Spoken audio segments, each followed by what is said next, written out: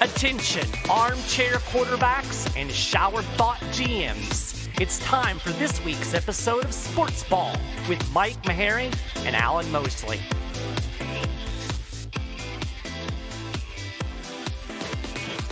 The season's over, Mike. It was a good run. Why? Wait, what? I'll see you guys next year. Maybe McCarthy won't be around, and Jerry Jones won't be around, and Dak won't be around. And... I do believe. Guys, welcome back for another episode of Sports Ball. I am your host, Alan Mosley, joined as always by Tampa Bay sports superfan Mike Maharrey. Mike, how are you doing? Oh, hello. Sorry, I'm doing good. How are you?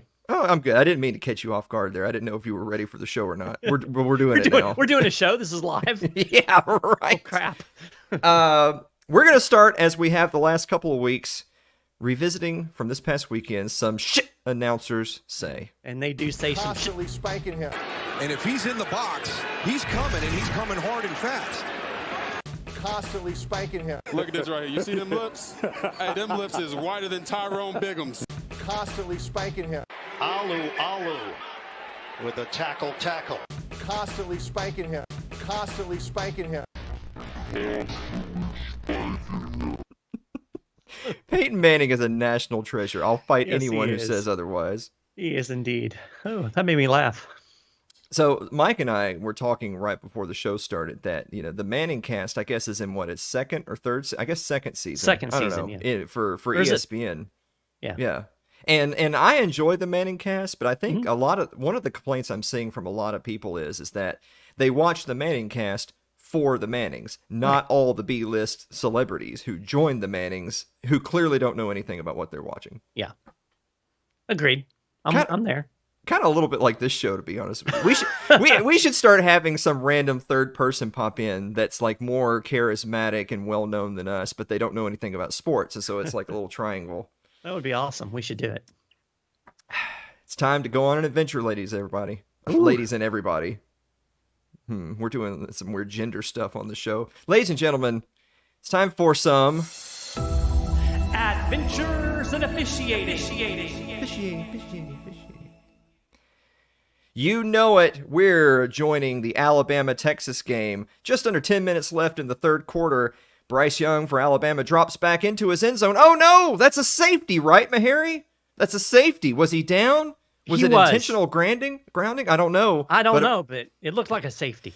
There's a flag on the play. Bad. Oh, yeah, you know where this is going. So the referees end up convening for a really long time to ultimately decide that it was both a... Yes, get ready. Here's the replay right here. This was roughing the passer and targeting. Now, first of all, where's the roughing? If you're saying it's right there, well, first of all, they barely touched him, and second of all, if it's not a safety, it means it's because he's still up, right? Right. If he's still up, I need to put him on the ground, right? One would think. So I don't know. Now, to be fair, they did ultimately say that, well, we misannounced the call, you guys. It's not actually roughing the passer, but we are going to take a look at it for targeting, and and we can't go back and look at intentional grounding because that's not reviewable. Now, people in hindsight have said it is true. It isn't intentional grounding. Why? Because the pass actually went off a Texas player's helmet. You'll see right here. Get ready for the doink. Doink. Doink. So that makes it not intentional grounding, which is a safety in the end zone, right? Oh, Right. But au contraire, wait for this last angle, I believe, that's going to come up. Are we getting ready for it? Yeah, here it is right here. And you see how his calf is down on the ground? I do see that. Guess what, ladies and gentlemen? A calf is a knee. That player is down in the end zone. That is a safety. That's why we call this Adventures in Officiating. Extra sour news for the Texas Longhorns, whose defense played their butts off all day and who were down to something like their fifth or sixth quarterback by the time the game was over. They did lose by that number of points. Now, I know what you always say, Meharry. We can't just sit here and bitch about a bad blown call because there's so much more in the game. But when a call that... Well, first of all, by the way, when we take a referee timeout that lasts about the entire length of a third quarter and we still get the call wrong, I'm sorry. People have reason to gripe. I would gripe if I was a Texas fan about missing field goals and not getting touchdowns, but again, that's just me. I got to find the mute button for you. I need to have 4 buttons on my deck right here that all say mute Mike. So that way I can't miss it. Well, you know what I do have? What do you have, Mike? I have a puck to the head. Actually, I have 2 pucks to the head today. So, Alan, you've heard the phrase, act like you've been there, right? Yes. Well, University of Kentucky fans apparently have not heard that phrase. Maybe because they haven't been there in a really long time. But hey, they beat a pretty average Florida Gator team, and then they partied like they won a natty, complete with the flipped car. And, of course, no celebration in Lexington is complete without a burning couch. Now, I wonder if they'll make a commemorative license plate. Maybe a ring. No, UK fans, you get a puck to the head for celebrating a regular season win early in the season as if you just won a championship. And then we have our honorable mention who you see now, Von Miller. What the hell is that thing on the back of your head? You get a puck to the head for whatever that is. Maybe it'll knock it off. Yeah, I was about to say, at least you have a target to aim for. There's silver linings everywhere. Everywhere. Well, now that the NFL season is in full swing, we've got plenty of fodder for both cowardly coaches and brave coaches. We're going to start with cowardly coaches coaching cowardly. Look away, Bears fans. I know you're going to recognize this sort of play calling. Love it. New head coach of Houston Texans, Lovie Smith. And you know what, by the way, by all accounts, Lovie's a great guy and everybody likes him. Oh, yeah. But he's the kind of guy, hold on, I'm going to play that for you again. He's the kind of guy that elects to punt on 4th and 3 from midfield in overtime with only 23 seconds left to play. That's what we call playing for the tie and not playing for the win. Now, Lovie himself addressed this in his post-game presser where he said he felt the defense was gassed. They just lost a couple of yards on 3rd down. We're going to play for the tie. Mike, I got to tell you, if I'm the owner of the Houston Texans and my head coach just did that and then went to the presser and said, I'm playing for the tie, my very next words are, you're fired. Yeah, don't you feel like a tie is a loss? A tie absolutely is a loss. Yeah. Now, I understand that when it comes to tie, ironically enough, when it comes to tie breakers, having a tie can be better than having another loss. But with the way the AFC South is looking, where literally no teams in that division have a win, I just don't care. I will follow this up, by the way, with the random data nicks out there that might say, well, you know, maybe a tie's not so bad. There's something to be said for challenging your players to go win the game. Mm-hmm. Players like to be challenged to go win the game. That's what they're there to do. When you take that fate out of their hands and say, well, we're going to play for all knots on the game clock. That's what we're playing for. It leaves a bad taste in a lot of people's mouth. And considering this is week 1, I'm not sure that's the kind of tone you're wanting to set for the rest of the season. Right. You've heard of locker room culture? That's not a good one. Speaking of setting a tone for the rest of the season, check this out. A brave coach coaching bravely. Ooh. Oh, look at this. It is Brian Daboll in his first game as head coach of the New York Giants, his former offensive coordinator for the Bills. He goes for the 2-point conversion and the lead against the Tennessee Titans. Boom. In Nashville with just over a minute left to play in a week where kickers struggled immensely, including in this very game. Turned out to be the winning points. Of course, they couldn't have known that at the time. They did have all 3 timeouts, but why leave anything to chance and why go for overtime when you can just win the game right now? So Brian Daboll did the exact opposite, which is he challenged. Saquon Barkley is running all over the field. We've got all the momentum. We were behind basically the entire second half to this moment. Challenge your team to win the game. And Boom. You know what? They did. Indeed. I like it. Of course, it helps that they were playing a Titans team that's completely fallen apart. But that is a subject for another segment. Yeah. Mike, I've got a question for you. Okay. I got an answer. It is this week's yay or nay. I want you to take a look at this right here. The Appalachian State Mountaineers finally break through. A 17-14 win over the Texas A&M Aggies, who were ranked number 6 and playing at home. How's this for Jimbo Fisher? In his first 50 games at A&M, he has roughly the same record as Kevin Sumlin. Actually has a worse record versus the top 25 and more losses when they were the favorite. Now, Mike, they couldn't run Kevin Sumlin out of town fast enough. The Aggies were perfectly fine to be rid of him. Jimbo Fisher, so far, statistically, by any metric, is a worse head coach. So, yay or nay? Is Jimbo Fisher in must-win territory at Texas A&M? Yeah, he is solid in must-win territory. You know, when they hired Jimbo Fisher, they literally gave him an NCAA championship plaque with a blank date so he could fill it in. That was the expectation. He was hired to win national championships. He was not hired to lose to Appalachian State. Yikes. All right. With that news, guys, we're going to be back right after this commercial break to talk about our over and under reactions from week 1 in the NFL. See you right then.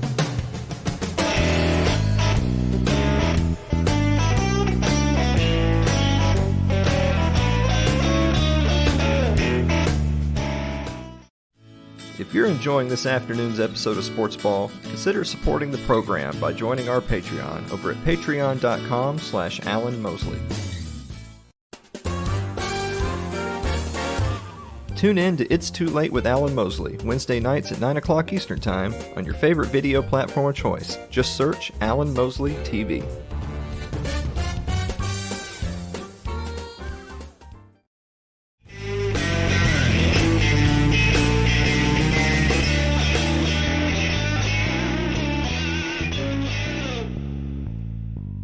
Welcome back to the show, everybody. Before we get to our over-under reactions, I gotta tell you, Mike, I watched a lot of football this past weekend, and it's true that very often, particularly early in the season, offenses tend to struggle. Sure. It's a new year. The defenses are sort of kind of locked into their zone schemes. The offense, the timing's not there with the receivers. Lots of new players, some issues with handoffs, issues with discipline, live action with the crowds, lots of false starts.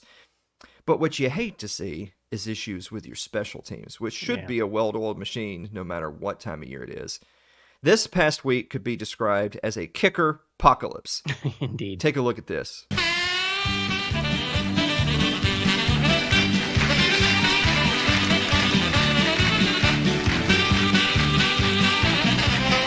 There's your boy.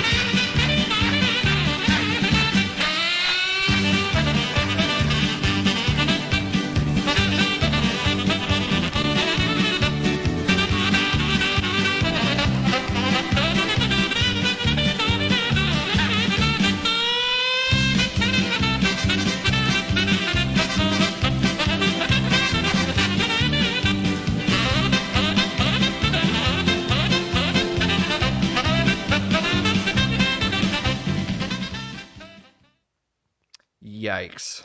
That makes me glad I'm not a kicker. It is too. Like, I usually try not to give kickers that hard of a time, and I'm definitely not one of these people that says, oh, they just kick, they're not football players. I really don't buy into that crap. With that said, these guys get paid millions of dollars to trot out on the field for one type of play per game, and there's a reason why they tend to get cut when they miss more than just a handful of those things. Indeed. With that, we're moving on to our NFL Week 1 over/under reactions. Mike, I'm going to give you 3 apiece from the AFC and the NFC. Are you ready? I am ready. For the folks at home, we're doing over/under reactions. Over means it's an overreaction. Come on, folks. It's Week 1. Under means maybe there's a little bit of truth to that. We're going to start with the AFC. Over or under reaction?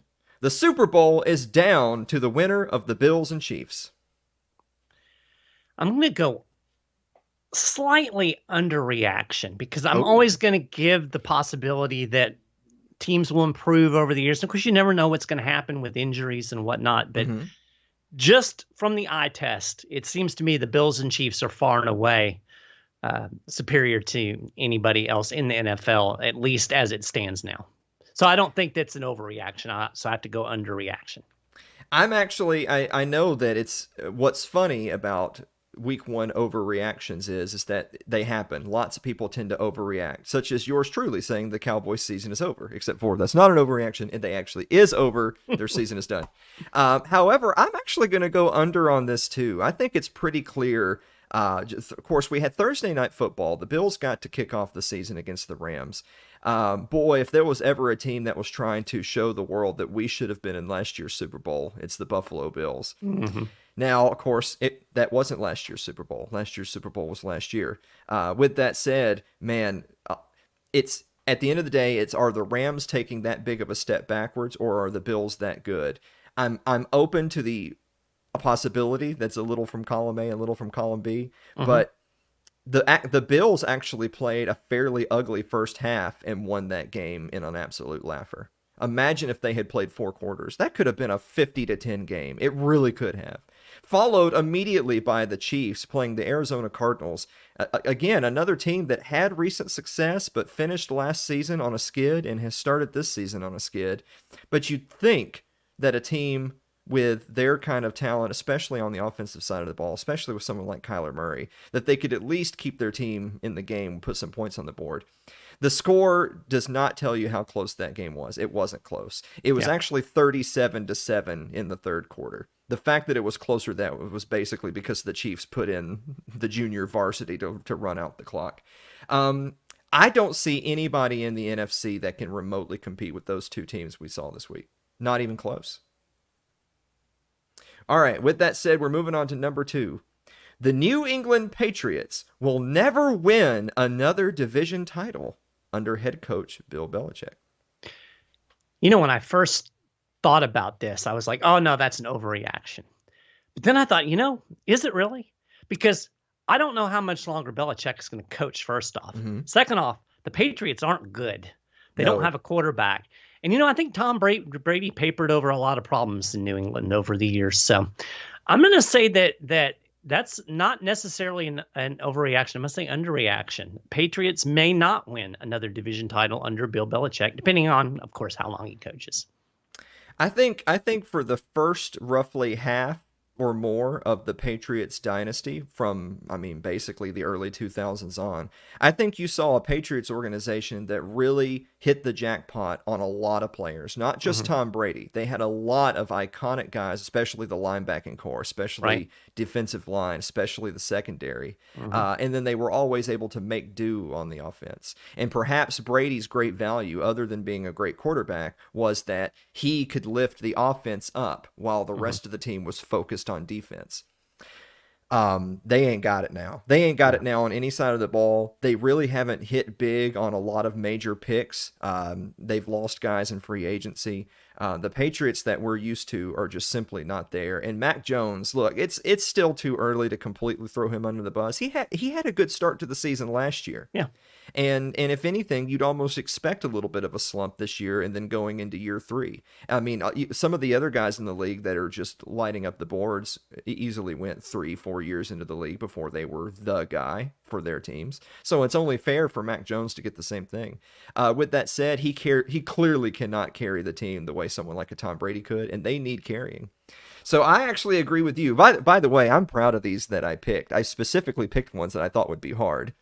I don't think it's an overreaction. I think Bill Belichick is clearly not a young man. I don't know if he has it in him to reboot a franchise yet again. And they just don't have a lot of places as a foundation from which to build. Right. By the way, not only are the Bills heavy favorites to win it all that happen to be in the AFC East along with the Patriots, the Dolphins are an incredibly young team that just ran them right out of the stadium.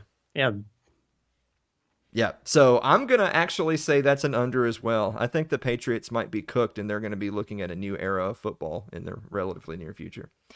All right, we're moving on to last year's Bengals were a fluke. The Bungles are back. Oh, I'm going to say that's an overreaction. Okay. My reason being is that I think really the Bengals improved themselves in the offseason. They kind of muscled up that offensive line a little bit, which was really their biggest problem last year.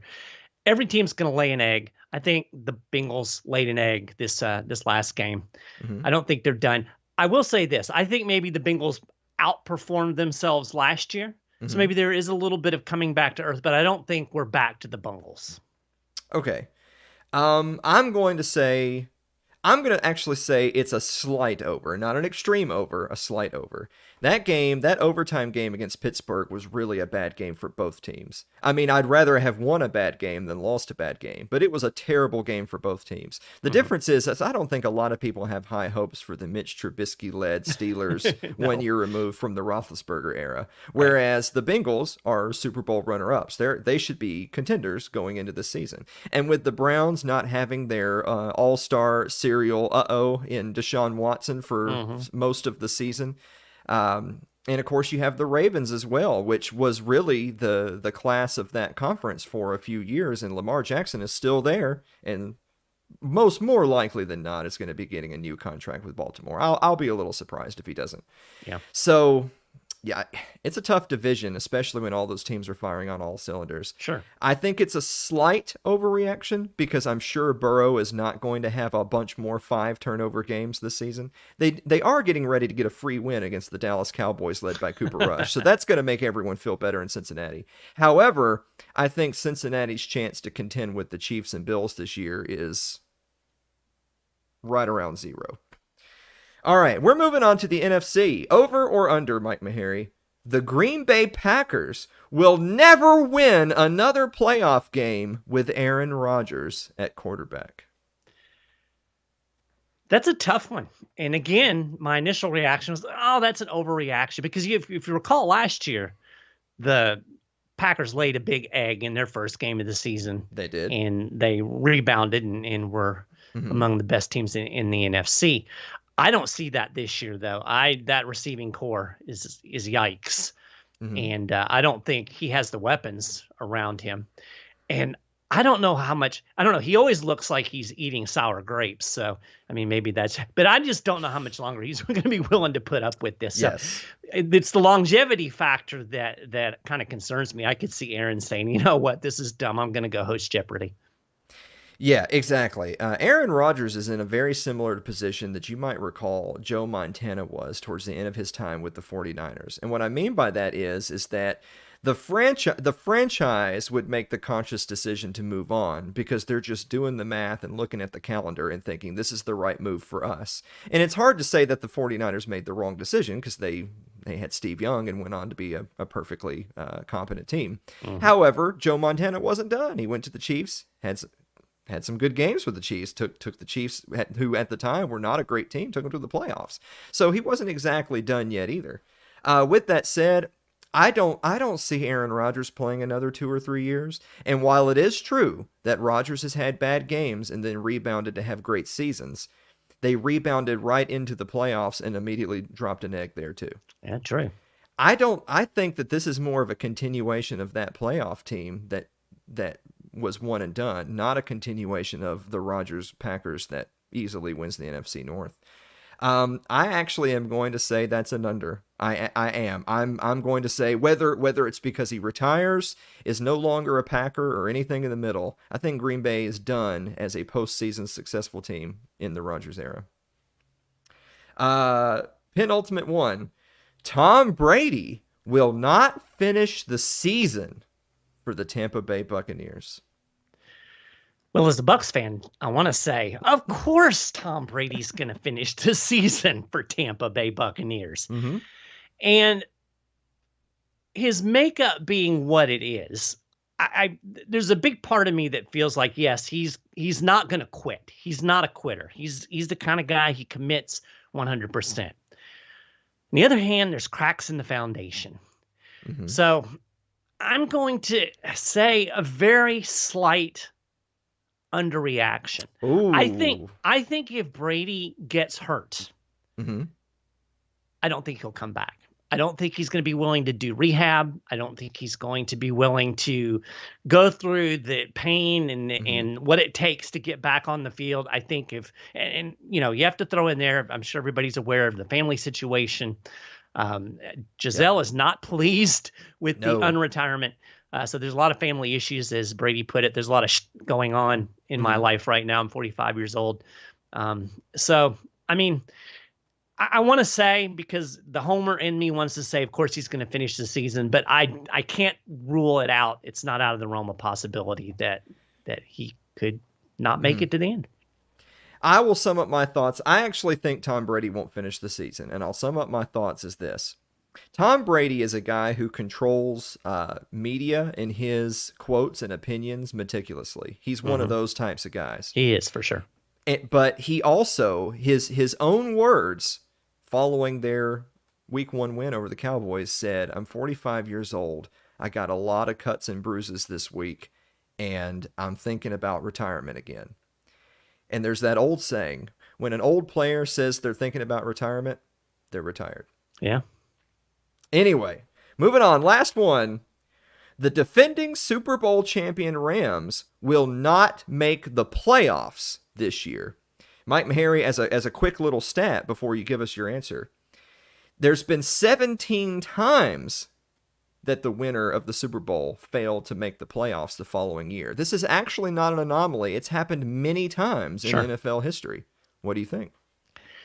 I don't think the Rams were as bad as what we saw on the field this past week. They still got Cooper Kupp.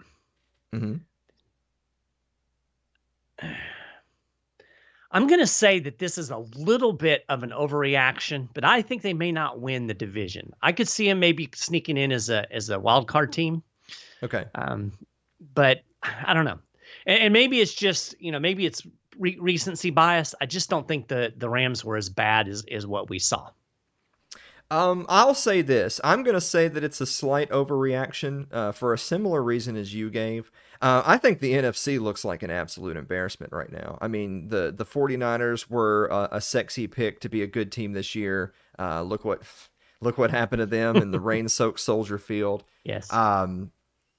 Big win by Seattle over their former quarterback, Russell Wilson, that Denver Broncos.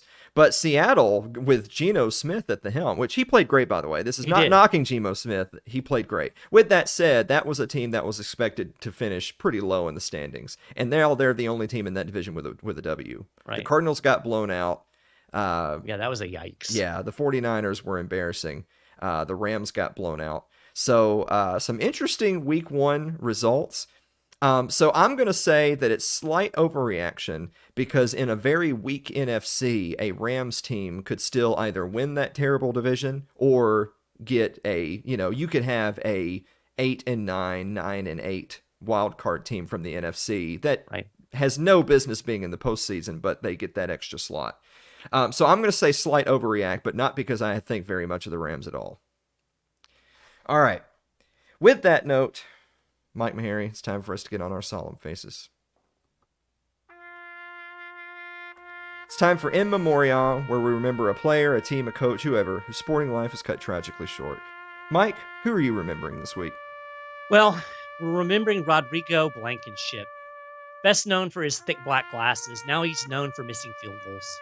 Oh. Former Georgia kicker missed a potential game winner, just a 42-yarder, in Sunday's 2020 tie with the Houston Texans. He pushed it wide right by a significant margin. He also shanked 2 consecutive kickoffs out of bounds late in the game. Funny thing, next day he was spotted kicking field goals by himself at Grand Park, where the Colts hold their training camp. Blankenship was just 83.3% on his field goal attempts in his 2+ seasons in Indianapolis. He also missed 3 extra points and converted just 1 of 4 attempts from 50 yards or longer. I don't know that he's going to get picked up again.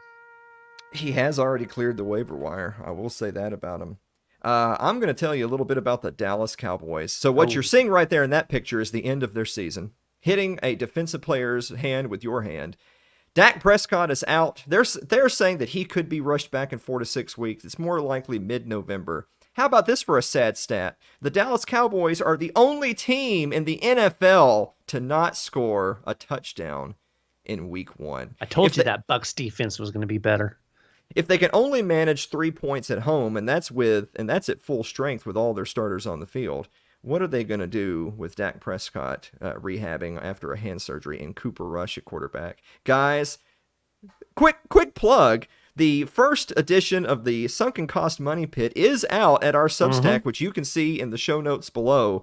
Go put the house on whoever's playing the Dallas Cowboys unless the line is over 9 or 10 points and the team they're playing is bad.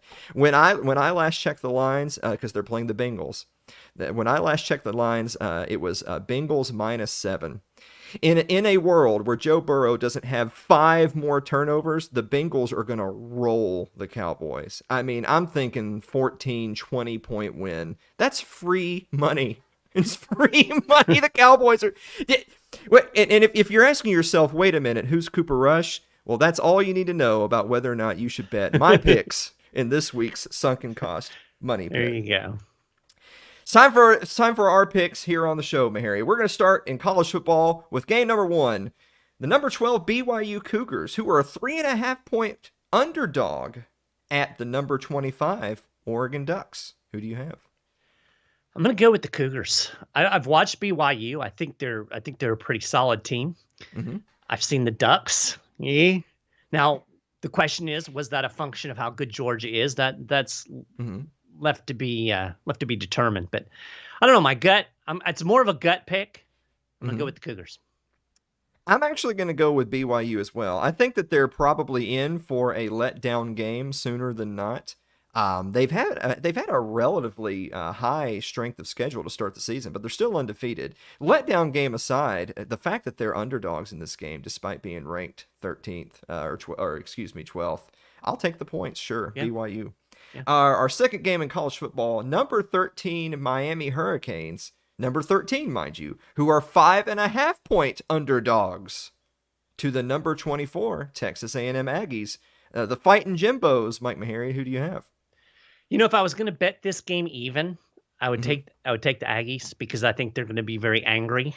Mm-hmm. I don't think Miami is a number 13 team, although they are on the upswing. But 5.5 seems like a pretty big number given this matchup. So I'm going to go Canes with the points, although we could see an A&M win. This is a tough game to pick because for exactly that reason. We're about to find out the true mettle of the Aggies under Jimbo Fisher. They're hearing all this noise. They're hearing that their head coach is in trouble. They're hearing that they were way overrated, that they're nowhere after all that preseason drama between Jimbo and Nick Saban and the rest. They're hearing that the Aggies just don't belong on the same line as those conference rivals that they have. So one of two things will happen. Either the bottom falls out and Jimbo's on his way out the door, or they circle the wagons this week. So it's a tough game. I'm actually going to go Texas A&M because I think it's more likely they circle the wagons than it is that the Miami Hurricanes, who I think are going to be without their number 1 wide receiver for the game, that they are a legitimate number 13 team. I agree with you on that one. All right, moving on to the NFL. Tonight's game. Ooh, go look at tonight's game. Ooh. Thursday night football. The Los Angeles Chargers, who are 4-point underdogs, traveling to play at the Kansas City Chiefs. I love Justin Herbert. I wish Justin Herbert were a Dallas Cowboy so bad it literally makes me tear up thinking about it. Mike Meharry, what do you think? I'm going with the Chefs. Oh, the Chefs. Yeah, that's playing at home. 4 points. I don't know. We talked about Kansas City being far and away the creme de la creme in the AFC, along with the Bills. I think they're going to put the Chargers away. Yeah, I agree with you. This actually was one of the subjects of my Sunken Cost Money Pit this week. As much as I like the Chargers, as much as I root for them as sort of a scrappy underdog team in another one, very stacked AFC West, by the way. And as great as I think Justin Herbert is, and as well as he played in their Week 1 win over the Las Vegas Raiders, I think the Raiders are about 1 to 1.5 rungs of the ladder below these other teams. And it was still a one-possession game in a game where Herbert played near perfectly, and they still just got out of there with a 1-touchdown win. Yeah. I don't know how much more perfecter he can possibly play to overcome the Chiefs at Arrowhead. So with that alone, I'm going to say Kansas City. And finally, the Chicago Bears. How about that? The Chicago Bears, currently at 1-0 with their win over San Francisco, is a +10 underdog to the Green Bay Packers that were just embarrassed by the Minnesota Vikings. Again, Meharry, you hear me say it all the time. Look for the ones where you think Vegas just got it wrong. Now, look, the Bears look terrible. It's just the 49ers looked even more terrible. Right. Plus 10 underdogs against Green Bay. Like, look, I know the Bears have struggled with Green Bay during the Rodgers era, but 10-point underdogs to a team that just got blown out? Yeah, that's a big number. Yes. I think I would take the Bears. I mean, part of me wonders if the Green Bay Packers are going to score 10 points based on the offensive performance that I saw. Yeah. Mm-hmm. It's really hard to judge that Chicago-San Francisco game because it was played in a monsoon. Yes. So, there's that. I'm certainly not a big believer in the Bears bet. Like I said, 10 points, that's a big number, especially playing a team that didn't show us a lot in week 1. So I think I would take the Bears from the points. So I agree with you. I think that it's very likely that this game, the weather is supposed to be fantastic at Lambeau for this weekend, so it won't be a weather issue, maybe not till later in the season. Mm-hmm. But I think that there's a very good chance that this is a very ugly, relatively low-scoring game. Mm-hmm. And if it's a fairly ugly, relatively low-scoring game, even in a game where Green Bay takes control in the second half, 10 points? Yeah. I think there's been a lot of years where if you told the Chicago Bears they get 10 points, they're going to win the Super Bowl. Like, just right. With their defense, with the way they play ball. Yeah, I'm going to go with Bears plus the 10. I know there wasn't a lot of difference between us and the picks this week, but good God. 10 points is a lot of points in the NFL between any two teams because they're both professional football teams. Right. Green Bay just got absolutely smoked by Kirk Cousins. Yes. So, ladies and gentlemen, we do not discuss these picks before the show. So no, we don't. Speaking of that, Mike, do you have a final thought? I do have a final thought. You know what starts next week? What's that? NHL training camps. How long's training camp till the start of the season? Season usually starts first week of October. I know they go right into preseason games with just 2 weeks from now. So wow. Well, we're gonna have some real pucks here in just a matter of weeks then. Guys, thanks so much for listening to another episode of SportsBall. Make sure to get the Sunken Cost Money Pit, which is down there in the show notes below at our Substack. And we're also on all platforms, whether it's Facebook, Twitter, Odyssey, YouTube, whatever. Just search Alan Mosley TV. And finally, as soon as we're done here, me and Meharry are going to shoot the bull while I put the podcast version of the show up on Anchor. So that's going to be Apple, Spotify, whatever. Thanks to anchor.fm/bread and circuses. And we will see you next week.